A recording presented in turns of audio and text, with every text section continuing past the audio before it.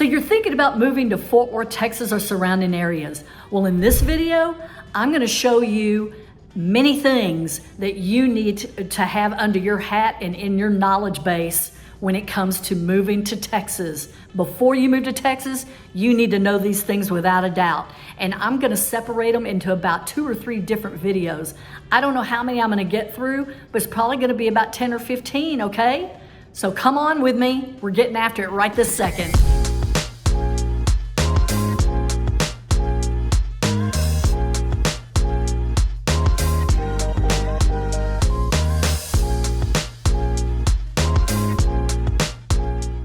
So if it's your first time to this channel, just tap that notification button below and hit subscribe, and you'll be the first person to get all the happenings in Fort Worth and surrounding areas. Market trends, buying, selling, prices, neighborhoods, anything you're ever gonna wanna know, all right?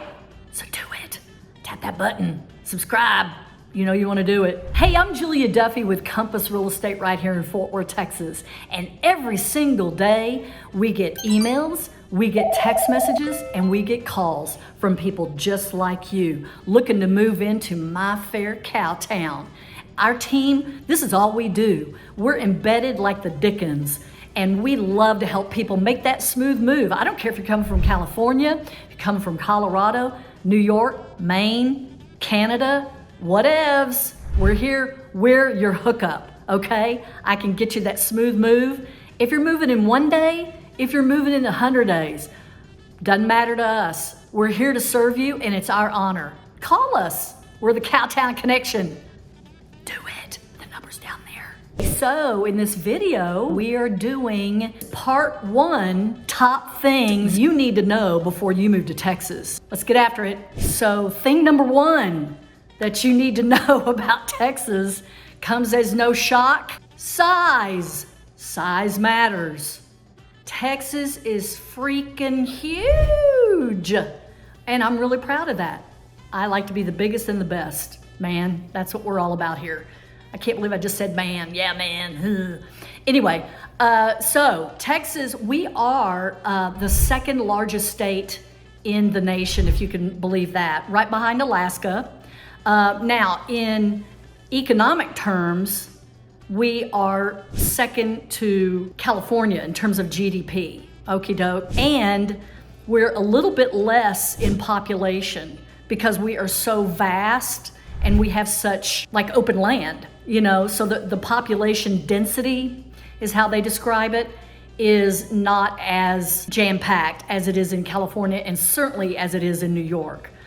You know, in New York, they're on top of each other. So, hello, that's one of the nice things about coming to Texas. You have just, you know, like that Green Acres lead in, land. Anyway, I don't remember how it goes, so I can't sing it. Land, and it is a far and wide, keep Manhattan, just give me that countryside. That. Oh, sorry about that you had to hear that. So again, our size, we are 268,000 square miles of land. Now, that is bigger than France, the country of France. That's bigger than the country of Germany. That is twice the size of Japan, and it is 10% larger than the United Kingdom. So we're kind of big.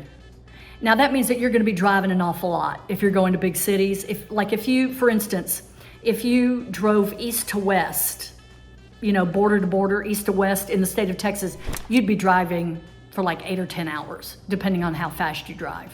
If you go north to south, that's looking to be about like 12 hours. Again, depending on how heavy your foot is. But some of these are 2-lane highway, nobody's around, and you can just and go. But I'm just trying to give you kind of the thing. We still have, believe it or not, 2 different time zones in Texas. Now that used to be a bigger deal. They have since moved mountain, the line that's drawn between mountain time and central time. They've moved that a little bit further to the west. So really, it's El Paso and maybe some of those really Wild West cities out there that are in the mountain time zone. The rest of us, we're in central. So, and again, that's lovely to be in, because I love being in the middle of the country after having lived on the West Coast for a long time. That was fun, however, but good to be home in the central. And interesting as well, if Texas was a country, which we were, we'll get into that later. If Texas was a country right now, we would be, believe it or not, we would be the 8th largest economy in the world. Because we got it all, baby. Number 2, everybody. Okay, now this is a natural segue from the size thing. It's Texas pride. You've heard about our Texas pride, and yes, we definitely have, and we might have an ego problem with it, or maybe it's just me. I don't know. But like I just mentioned before, we were a country before we were a state. So that feeds into that pride thing, and hence about our flag, because we were a country, we did not annex to the United States like every other state. We went through treaty. So that entails that we can fly our state flag at the exact same height as the United States flag. We are the only state that can do that.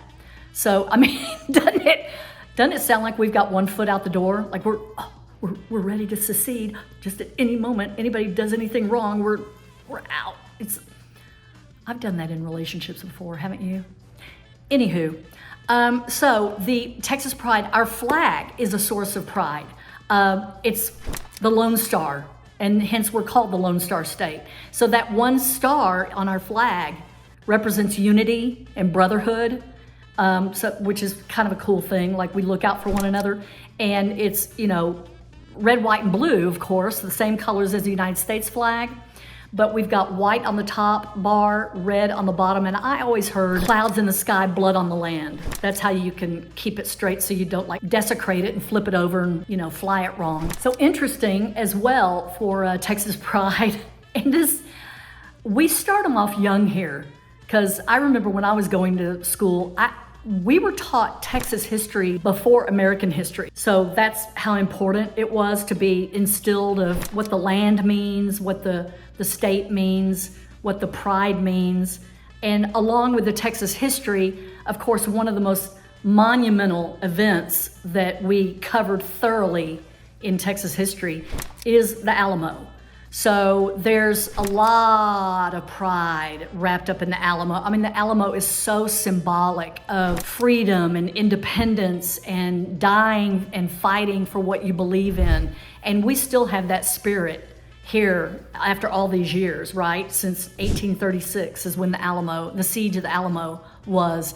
And all our heroes, Davy Crockett, Colonel Travis, Jim Bowie, who is not related to David Bowie, but anyway, you see it in print and you're going, oh, related to David Bowie. No.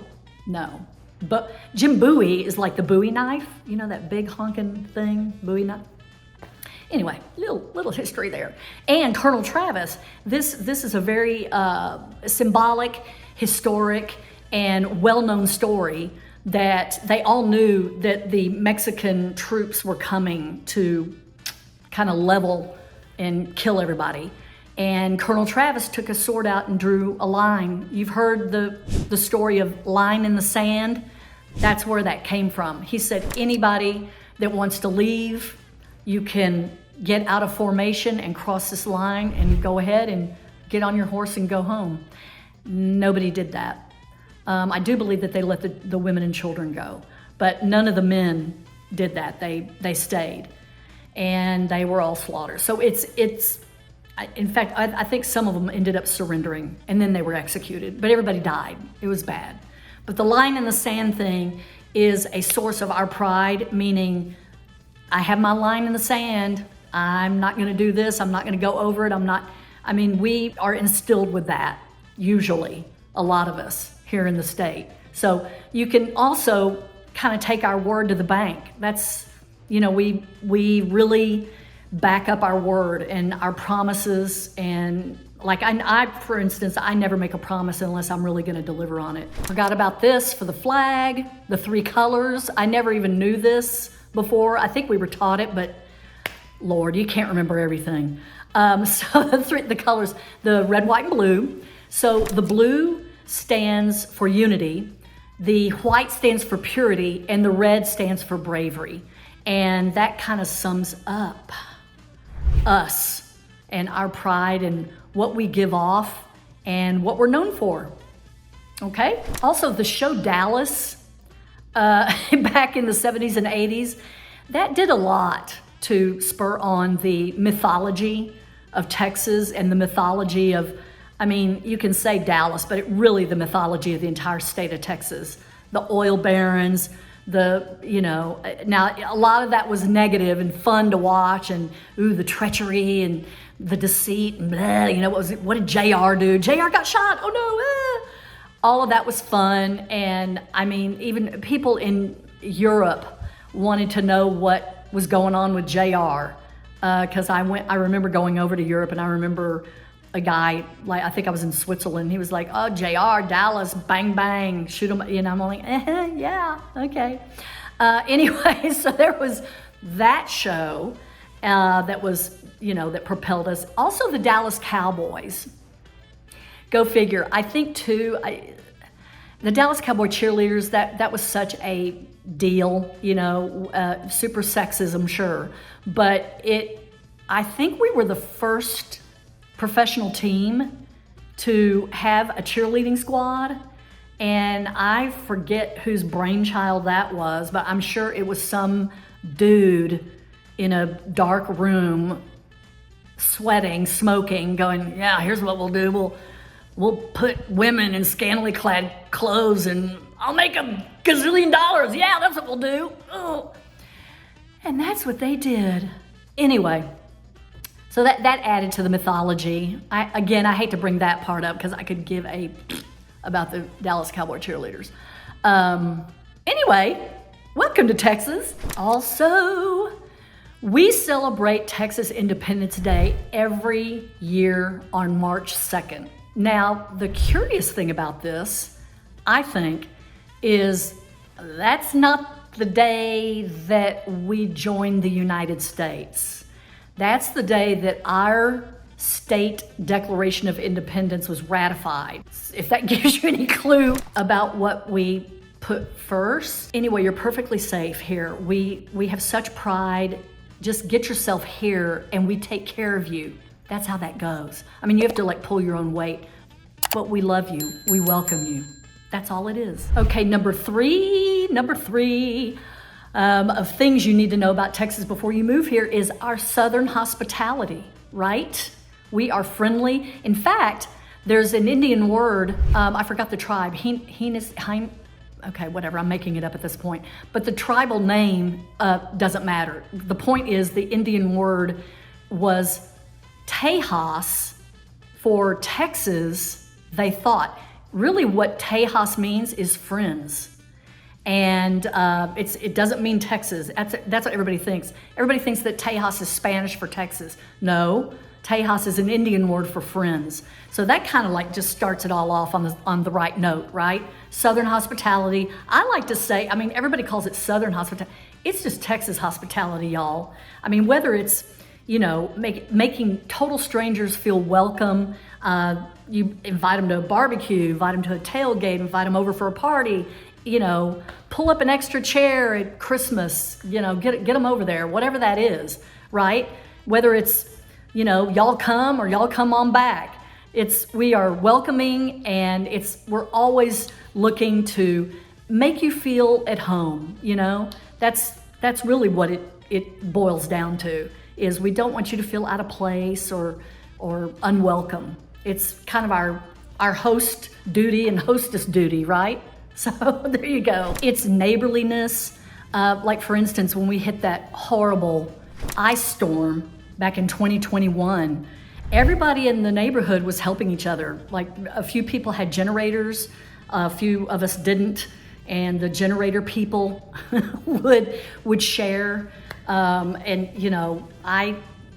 instance, I had to go to the garage. Now I left the door up, but I had to go to the garage and go into my car and turn my car on to charge my phone for, X number of minutes until, really, I did that for a couple of days before I ran out of gas, obviously, and then whatever. Then I had to bug Joe Schmo down the street for his generator, but the phone was everything, as you know. Anyway, sorry to go into that side note, but what I'm saying is everybody opened up their house to, you need help, you need, to borrow our generator for whatever, and you could plug it in on the side and walk away, and everything was great. Anybody need food? Anybody need, we all got together and played cards and played games. Nobody had any power. We had gas, but that's about it. But anyway, it was really, I got to know some of my neighbors because of that. So I guess it all ended up good. But for instance, too, another thing is, when I moved to Los Angeles, I think they all thought I was nuts because I would just wave to people and say hi to people, even if I didn't know them, and they were just kind of like, okay. And here, too, we bring, every time I'm invited to a party, I bring a hostess gift, be it a bottle of wine, be it a candle, something. So I'm not saying that if we invite you to something that you have to bring something, but it'd be nice if you want to. I mean, even if it's a barbecue, bring the potato salad if you're so apt to do. Bring some beans, bring chips and dips, whatever. It's just get together, potluck, show you're in it, that you want to be in it. So, and we want you in it. It's really about generosity, respect for one another, and just being polite, just being human. That's what it's all about.